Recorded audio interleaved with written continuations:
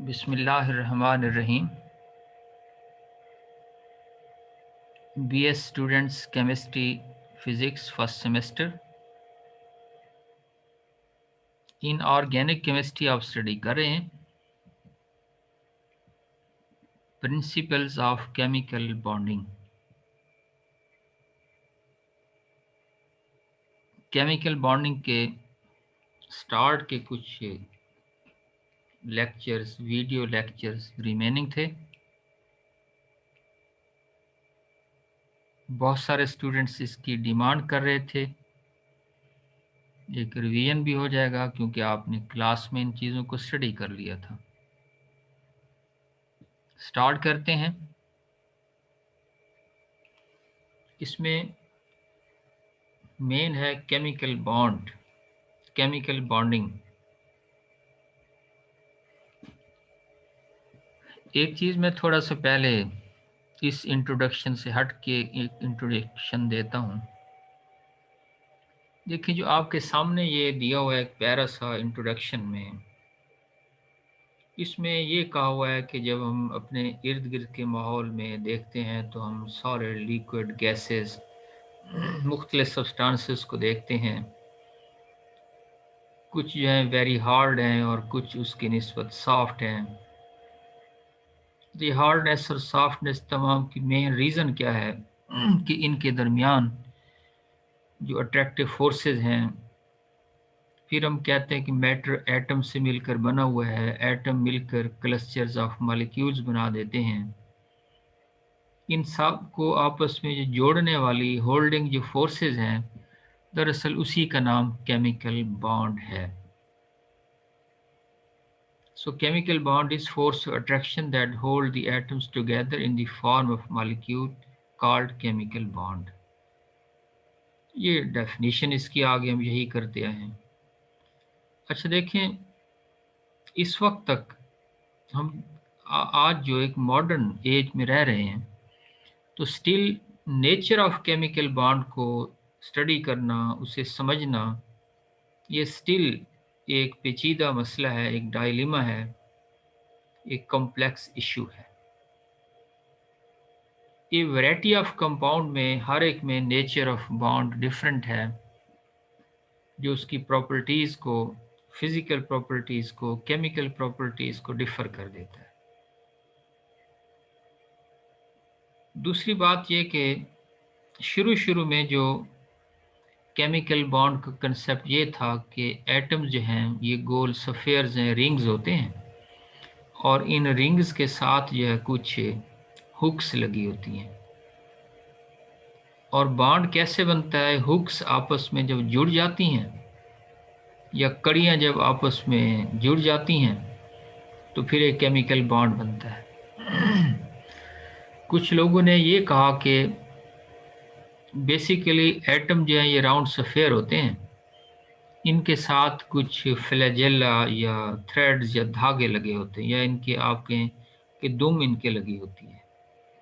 वो धागे जब आपस में उलझते हैं तो उससे एक केमिकल बॉन्ड बनता है। बाल ये इब्तदाई तौर पर बड़ी इंटरेस्टिंग थ्योरीज थी केमिकल बॉन्ड बनने के एतबार से। बस उसमें ये कहा कि हाइड्रोजन जो है उस पर एक कुंडी लगी हुई है, या कुछ ने कहा जी नहीं, इस पर एक धागा है, इस पर एक फ्लैजेला लगा हुआ है। ऑक्सीजन पर दो हैं इस तरह की कुंडियां या दो फ्लैजेला हैं।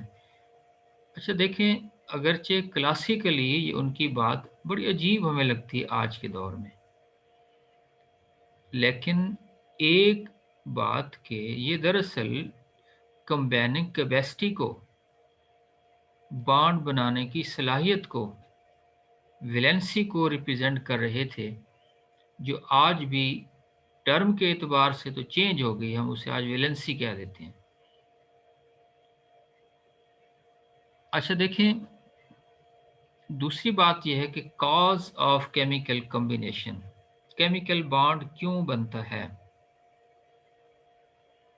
देखें, एक नेचर में एक फिनोमिना एग्जिस्ट करता है कि जो भी चीज़ इस दुनिया में आई है वो अपने आप को ज़्यादा से ज़्यादा स्टेबल बनाने की कोशिश करती है। तो यही चीज़ नॉन लिविंग में, एटम्स में, एलिमेंट्स में भी एग्जिस्ट करती है। ज़्यादा स्टेबिलिटी की तरफ जाने की जो ख्वाहिश है, अगर आप इस दुनिया को देखें, हम कहते हैं कि ये तो बड़ी अनस्टेबल है, लेकिन आफ्टर इस दुनिया के अलावा जो ज़िंदगी होगी, उसमें ये कहा गया कि स्टेबिलिटी ही स्टेबिलिटी है। तो हम एक अनस्टेबल से मोर स्टेबल की तरफ कायनात को, शख्सियात को, इंसानियत को हम लेकर चल रहे हैं। स्टेबिलिटी लो एनर्जी स्टेट में ज़्यादा होती है। फिर ये देखा गया कि तमाम एलिमेंट्स में से जो नोबल गैसेस, इनर्ट गैसेस हैं, वो ज़्यादा स्टेबल भी हैं, उनकी रिएक्टिविटी कम है। तो फिर ये भी हम कह देते हैं कि एलिमेंट्स अपनी कोशिश करते हैं कि वो नोबल गैसेस की तरह हो जाएं,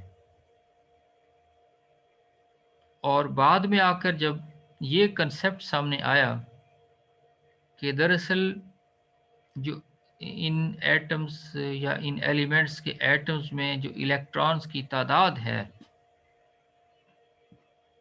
दरअसल ये कोशिश करते हैं कि ये तादाद नोबल गैसेस की तरह रहे। तो इसीलिए ये केमिकल कम्बिनेशन में केमिकल बॉन्ड बनाते हैं। तो इसका मुख्तसर खुलासा ये हुआ, chemical bond is form to acquire stability, to get low energy state, and to get number of electrons or electronic configuration like noble gases। अच्छा, इसमें आप खुद ही कुछ चीज़ों को डिस्कस कर लेंगे। Terminology, valency, valency number, valence, valence number, valence electrons, valence shell, इनसे आपको वाकफियत होनी चाहिए। वैलेंसी आप कह देते हैं combining capacity of one element to the other element, या number of single electrons in the last shell of an atom, या number of electron that can be removed और that can be added in the last shell of an atom. तो ये सारी definitions हैं valency की। Valence shell आप last shell को कह देते हैं। वैलेंस इलेक्ट्रॉन या वैलेंस नंबर, फिर वैलेंसी और वैलेंसी नंबर। याद रखें, ये दो मुख्तलिफ चीज़ें हैं। वैलेंसी और वैलेंसी नंबर तो एक ही चीज़ हो गई। वैलेंस इलेक्ट्रॉन्स और वैलेंस नंबर, ये एक चीज़ कहलाएगी। मसलन lithium, beryllium, boron, carbon, nitrogen, oxygen, fluorine, neon, आप एक सेकंड पीरियड में लेफ़्ट टू राइट मूव करते हैं। लिथियम के लास्ट शेल में एक इलेक्ट्रॉन है, बेरिलियम के 2 हैं, बोरान के 3 हैं, कार्बन के 4 और नाइट्रोजन के 5, ऑक्सीजन के 6, फ्लोरीन के इस तरह के 7 और नियॉन के 8 आ गए। Last shell electron, valence shell electrons की मैंने तादाद मेंशन की है। तो number of electron in the last shell, in the valence shell, is called valence number, और जो वैलेंसी नंबर है वो कंबाइनिंग कैपेसिटी नंबर को आप कहेंगे। कार्बन 4 तक ये 4 रहेगी, फिर उसके बाद नाइट्रोजन, ऑक्सीजन, फ्लोरीन में कम होती जाएगी 3, 2, 1। ये उसका फर्क आ गया।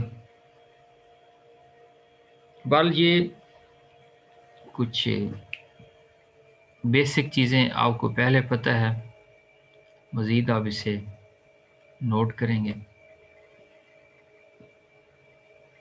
अच्छा, फिर ये रूल ऑफ ऑक्टेट की बात है कि हर एक एलिमेंट के अंदर ये टेंडेंसी पाई जाती है कि वो अपने नियरेस्ट नोबल गैस की इलेक्ट्रॉनिक कॉन्फ़िगरेशन एक्वायर करे, और उसमें ये देखा गया कि 8 इलेक्ट्रॉन लास्ट शेल में मौजूद होते हैं अदर देन हीलियम, जिसमें 2 होते हैं। तो हाइड्रोजन हीलियम की कॉन्फ़िगरेशन एक्वायर करने की कोशिश करेगा, बाकी जितने हैं वो इसके अलावा जो है डुपटेट या डबलेट रूल से आप कहेंगे, tendency to acquire 8 electron octet rule कहलाएगा। फिर ये याद रखें कि ऑक्टेट रूल ये कोई यूनिवर्सल रूल नहीं है, ये एक जनरल रूल है। मिसाल के तौर पर BCl3 है, ये आपके सामने है। बोरान के आखिरी में 3 इलेक्ट्रॉन, 3 क्लोरीन के 6 इलेक्ट्रॉन, 8 फिर भी पूरे नहीं हुए। SF6 में 6, इसके 6, इसके 12 इलेक्ट्रॉन हो गए, इसमें 5, इसके 5 से 10 हो गए। तो ऐसे मॉलिक्यूल जो बॉन्ड बनाएं लेकिन वो 8 पूरे ना करें, ऑक्टेट ना पूरा, उन्हें इलेक्ट्रॉन डेफिशिएंट मॉलिक्यूल आप कह देते हैं, तीसरे ग्रुप के, दूसरे ग्रुप के। फिर ये सल्फर और फास्फोरस में आप देखें ये यहाँ 12 इलेक्ट्रॉन बन जाएंगे बॉन्ड बनाने के बाद, इसमें 5 इसके और 5 इसके, 10 इलेक्ट्रॉन बन जाएंगे बॉन्ड बनाने के बाद। तो इसे हम नाम देंगे कि ये ऑक्टेट से भी ज़्यादा इसके अंदर इलेक्ट्रॉन आ गए। तो ये कोई यूनिवर्सल रूल नहीं है ऑक्टेट रूल। फिर नोबल गैसेज जो हैं ये हैलोजेंस के साथ देखें कंबाइन कर रही हैं, लेकिन आपस में इंटर नोबल गैसेस कंपाउंड नहीं नोट किए गए। दूसरी बात हम ये कही है कि जिस वक्त भी एक केमिकल बॉन्ड बनता है तो सिस्टम की एनर्जी डिक्रीज होती है।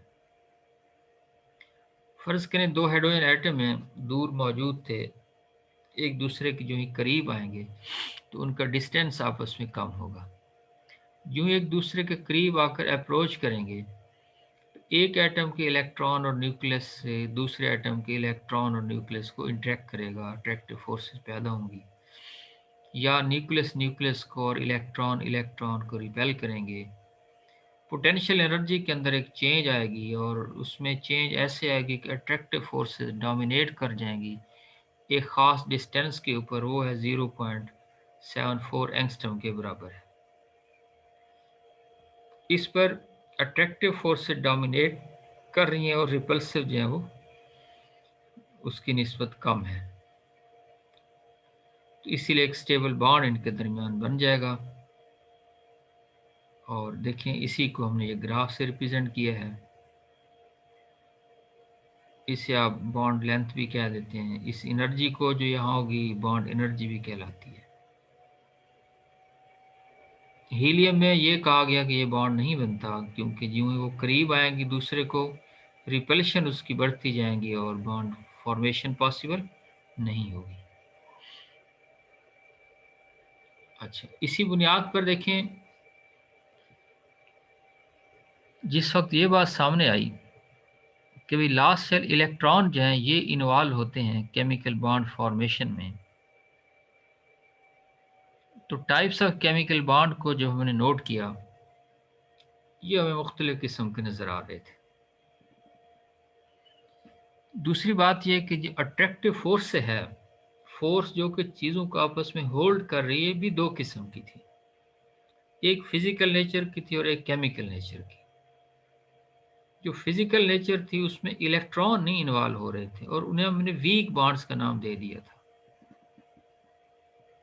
और कुछ ऐसे थे जिसमें इलेक्ट्रॉन लास्ट सेल इन्वॉल्व हो रहे थे, उन्हें हमने स्ट्रॉन्ग बॉन्ड्स का नाम दे दिया, जिसमें आयनिक या electrovalent, covalent, coordinate covalent, metallic bond है। और जो वीक बॉन्ड्स हैं उसमें इंटरमॉलिक्यूलर फोर्सेज सब कहते हैं, जिसमें वंडरवाल फोर्सेज हो गई, dipole dipole, dipole induced dipole, hydrogen bonding होगी, डिस्पर्शन लंदन फोर्सेज होगी। These are among the weak bonds. तो आज जो हम पढ़ रहे हैं वो है स्ट्रॉन्ग बॉन्ड्स के बारे में। तो first one is ionic bond. अच्छा, ये लेविस कौशल, ये साइंटिस्ट थे जो ये theory of ionic covalent bond mention कर रहे थे। इन्होंने ये कहा कि एक तरह का बॉन्ड बाज एलिमेंट्स में ऐसे बनता है जो मेटल्स और नॉन मेटल के दरमियान में है। मेटल इलेक्ट्रॉन लूजर होते हैं और नॉन मेटल इलेक्ट्रॉन गेनर होते हैं। और इलेक्ट्रोपॉजिटिव और इलेक्ट्रोनेगेटिव एलिमेंट्स के दरमियान जो मेटल हैं और नॉन मेटल के दरमियान मेटल इलेक्ट्रॉन लूज करेंगे और नॉन मेटल इलेक्ट्रॉन्स को गेन करेंगे। मेटल की आयनाइजेशन एनर्जी थोड़ी होगी और नॉन मेटल की इलेक्ट्रॉन एफिनिटी ज़्यादा होगी। मेटल जब इलेक्ट्रॉन लूज करेंगे उतने इलेक्ट्रॉन लूज करेंगे जो उनके नियरेस्ट नोबल गैस की कॉन्फ़िगरेशन एक्वायर कर लें। जैसे सोडियम है 11 की वजह वो 10 इलेक्ट्रॉन अपने पास रखेगा, एक को लूज कर देगा। कैल्शियम 12 है तो 2 इलेक्ट्रॉन लूज करके 10 में आ जाएगा। क्लोरीन जो है 17 है, एक गेन करके 18 में आ जाएगा। तो इस तरह इलेक्ट्रॉन लॉस करके पॉजिटिव आयन और इलेक्ट्रॉन गेन करके नेगेटिव आयन्स बन जाएंगे। और ये आयन्स एक दूसरे को अट्रैक्ट करेंगे, एक लैटिस क्रिस्टल की शक्ल में अपना वजूद बरकरार रखेंगे और इस तरह से एक आयनिक बॉन्ड रिजल्ट होगा। तो ये आप इस चीज़ के बारे में अच्छी तरह इनको समझते हैं। आमतौर पर फर्स्ट और सेकंड ग्रुप एलिमेंट्स, उधर 6 और 7 ग्रुप जो हैं ये एक दूसरे के साथ आयनिक बॉन्ड्स को फॉर्म करते हैं। ये सारी थ्योरी है, इसमें कोई मुश्किल पॉइंट्स नहीं है, आप इसे रीड कर सकते हैं। ये NaCl का, मैग्नीशियम ऑक्साइड का जो बात अभी हमने की है कि किस तरह ये इलेक्ट्रॉन लूज गेन हो रहा है। अभी NaCl क्रिस्टल बन गई, आयनिक कंपाउंड मैग्नीशियम ऑक्साइड बन गया, और इसी तरह से कैल्शियम फ्लोराइड हो गया। ये सारे आप इलेक्ट्रॉनिक कॉन्फ़िगरेशन समेत इन्हें नोट कर सकते हैं। टर्म है इलेक्ट्रोवेलेंसी। ये बेसिकली वही वैलेंसी जिसे हम नाम दे रहे हैं, कंबाइनिंग कैपेसिटी है किसी एक आयनिक कंपाउंड के अंदर। या दूसरे लफ्ज़ में आप कहें कि कोई मेटल कितने इलेक्ट्रॉन लूज करके कित पॉजिटिव चार्ज गेन करेगा। सोडियम एक इलेक्ट्रॉन लूज कर रहा है ना, तो इस पर आ जाएगा +1 चार्ज, तो इसकी इलेक्ट्रोवेलेंसी +1 होगी। Cl एक इलेक्ट्रॉन गेन करके Cl -1 बना देगा, तो इसकी इलेक्ट्रोवेलेंसी क्या बन जाएगी, -1। कैल्शियम क्या करेगा, ये देखें ना आपके सामने है, +2 है ना इस पर, इसका मतलब ये इसने 2 इलेक्ट्रॉन लूज किए हैं, इसकी इलेक्ट्रोवेलेंसी +2 होगी। फ्लोराइड की नफ़ी 1 होगी, ऑक्सीजन की नफ़ी 2 हो जाएगी, नाइट्रोजन -3 हो जाएगी। तो ये इस चीज़ को आप कहते हैं इलेक्ट्रोवेलेंसी का आप नाम दे देंगे। तो इसी बुनियाद पर आप कह सकते हैं उनको कि monovalent, divalent, trivalent, tetravalent elements, ये उसमें आ गया एग्जांपल्स। पहले, दूसरे, तीसरे और चौथे ग्रुप के एलिमेंट्स आ गए। There are many elements which show different values of electrovalency in different electrovalent compounds. This phenomena is called variable electrovalency, which is due to the following reasons. जैसे आयरन है +1 भी होता है, सॉरी +2 भी होता है, +3 भी है, कॉपर +1 भी है, कॉपर +2 भी होता है। तो इसे आप कह देते हैं वेरिएबल वैलेंसी या मल्टीपल वैलेंसी भी कह सकते हैं, कि कोई एक एलिमेंट एक की बजाय एक से ज़्यादा इलेक्ट्रोवैलेंसीज शो कर सकता है। अब देखिए इसकी दो रीजंस आ गई। रीज़न क्या है? एक है unstable configuration of the core, दूसरा है इनर्ट इलेक्ट्रॉन पेयर इफेक्ट। अब ये unstable configuration of the core क्या है? The outermost levels of the elements like iron, cobalt, nickel, copper contain only one or two electrons. When these electrons are lost, the remaining part, which is called as core or kernel, is unstable, and hence some more electron from the core can be further lost, giving variable electrovalency to the ion, for example. अब देखिए iron है ना, iron में आप देखें इसकी जो configuration है 26 है एटॉमिक नंबर, ये इसकी कॉन्फ़िगरेशन होगी। अगर इसके ये 4s के 2 इलेक्ट्रॉन रिमूव हो जाएं तो ये Fe2 बन जाएगा। अच्छा, इसमें ये जो D है इसमें है 6 इलेक्ट्रॉन, ये ना तो हाफ फील्ड है ना कंप्लीटली फील्ड है। तो ये अपने आप को ट्राई करेगा कि यहाँ 6 की बजाय, यानी कंप्लीटली फील्ड है तो डी में 10 होते हैं ना, समझे बात को। हाफ फील्ड में डी के अंदर कितने आ जाएंगे? 5 आ जाएंगे। ये कोशिश करेगा एक और इलेक्ट्रॉन यहाँ से रिलीज कर दे, तो इसलिए Fe2 की बजाय Fe3 बन जाएगा। इसका मतलब ये हुआ कि ये Fe3 ज़्यादा स्टेबल है Fe2 की निस्बत। तो ये ऐसे इस तरह से आप कहेंगे जब ये आयनिक स्टेट में होगा बॉन्ड की शक्ल में। और इसी तरह कॉपर 29 होता है, देखिए ना 4s1। अब ये s1 एक इलेक्ट्रॉन रिलीज कर तो कॉपर 1 बन जाएगा। उसके बाद इसका ये जो इलेक्ट है ये क्या होगा कि कॉपर +1 की सूरत में है।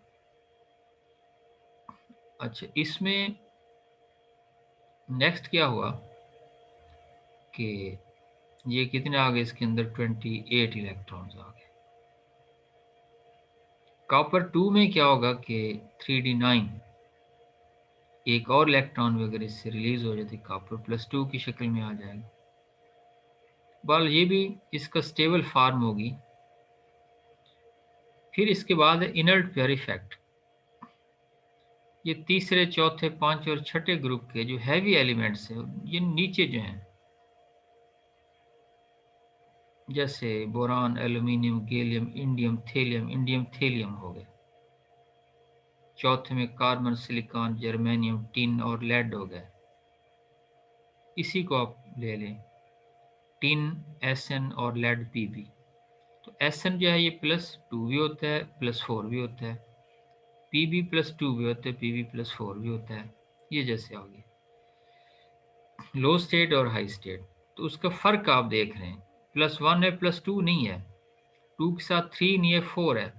3 है तो 4 नहीं है, फिर 5 है। 4 या 6 है, +5 नहीं है। इसकी भी एक रीज़न है।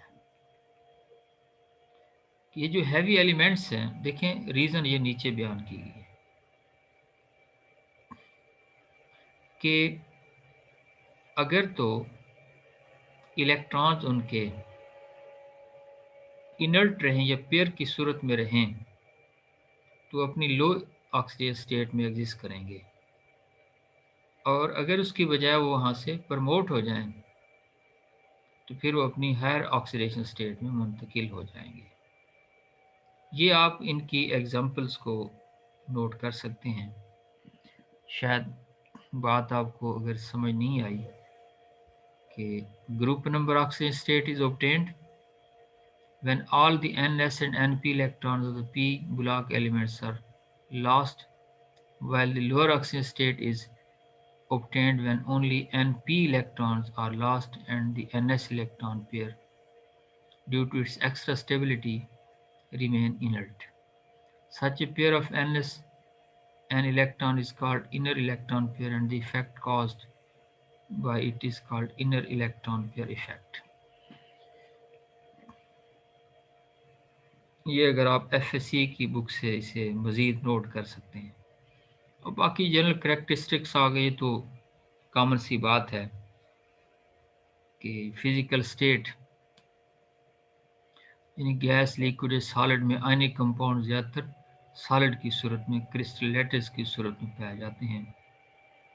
रूम टेम्परेचर पर मेल्टिंग बॉइलिंग पॉइंट्स काफ़ी हाई होते हैं इनके, हाई हीट ऑफ फ्यूजन होगी इनकी और हाई हीट ऑफ वेपराइजेशन होगी। किस लिए? क्योंकि अपोजिट आयन्स एक दूसरे को अट्रैक्ट कर इलेक्ट्रोस्टैटिक फोर्स ऑफ अट्रैक्शन जो कि काफ़ी पावरफुल है। तो कंडक्टेंस जो है सॉलिड स्टेट में, क्योंकि इसमें आयन्स मोबाइल नहीं होते, इसलिए ये लो कंडक्टेंस है या कंडक्टर नहीं होते। मोल्टन स्टेट में या किसी सॉलिड पे अगर इन्हें डिज़ोल्व कर दिया जाए तो फिर इनके आयन्स जो हैं इनकी बाइंडिंग फोर्सेस ब्रेक हो जाती हैं और ion become mobile, so they conduct the current. Crystal structure इसका कि they are ions but not molecules, उसका फिर आप कोऑर्डिनेशन नंबर कहते हैं कि कितने आयन्स, एक पॉजिटिव आयन को कितने नेगेटिव आयन ने सराउंड किया हुआ है या एक नेगेटिव आयन को कितने पॉजिटिव आयन ने सराउंड किया हुआ है, ये उसका क्रिस्टल का स्ट्रक्चर के अंदर कोऑर्डिनेशन नंबर कहलाएगा। सॉल्युबिलिटी, क्योंकि आयनिक हैं तो पोलर सॉल्वेंट के अंदर ये सॉल्युबल होते हैं और नॉन पोलर के अंदर ये इनसॉल्युबल होते हैं। बाज़ आयनिक कंपाउंड्स बिल्कुल इनसॉल्युबल हैं किसी भी पोलर सॉल्वेंट में, उसकी वजह उनका हाई डाई इलेक्ट्रिक कांस्टेंट होता है, यानी उसकी अट्रैक्टिव फोर्सेस ज़्यादा होंगी। और इसी तरह से ब्रिटलनेस है कि आयनिक कंपाउंड ब्रिटल होते हैं, थोड़ी सी ने अगर ठोकर लगे तो ये किरचियों में बदल जाते हैं, छोटे छोटे टुकड़ों में बदल जाते हैं। उसकी रीज़न वही FSC वाली कि आयनिक जो सॉलिड्स हैं ये लेयर्स ऑफ अपोजिट आयन्स हैं। जब हम उसे एक स्ट्रेस देते हैं मैकेनिकल, तो उससे एक लेयर दूसरी लेयर के ऊपर स्लाइड ओवर करते हुए ऐसे आ जाती है कि like ions come in front of each other due to this repulsion they break up। यहाँ आप एक डायग्राम भी नीचे दे सकते हैं। आइसोमॉर्फिज्म की प्रॉपर्टी शो करते हैं, मुख्तलिफ आयनिक कंपाउंड लेकिन क्रिस्टल शेप एक जैसी है, तो उसकी वजह उसकी आइडेंटिकल इलेक्ट्रॉनिक कॉन्फ़िगरेशन है जो उस वक्त वो शो करते हैं बॉन्ड बनाने के बाद। नॉन डायरेक्शनल बिहेवियर है, अगर आप इस फ्लोराइड को यहाँ लगा दें और सोडियम को इधर लगा दें, इनकी यानी पोजीशन को बदल दें, डायरेक्शन को बदल दें, तो इसके बिहेवियर पर कोई फ़र्क नहीं पड़ता। डेंसिटी आ गई इसके बाद, तो ये इलेक्ट्रोस्टैटिक फोर्स अट्रैक्शन इसकी काफ़ी ज़्यादा होती है और इसीलिए ये काफ़ी डेंसर हाई डेंसिटी के कंपाउंड्स होंगे। तो बहरहाल ये इसका लेक्चर आज का यहाँ तक, ये जस्ट एक रिवीजन है, आप इसे इजीली जस्ट सुनते जाएं लेक्चर को। Thank you very much. अल्लाह हाफिज़, अल्लाह की अमान।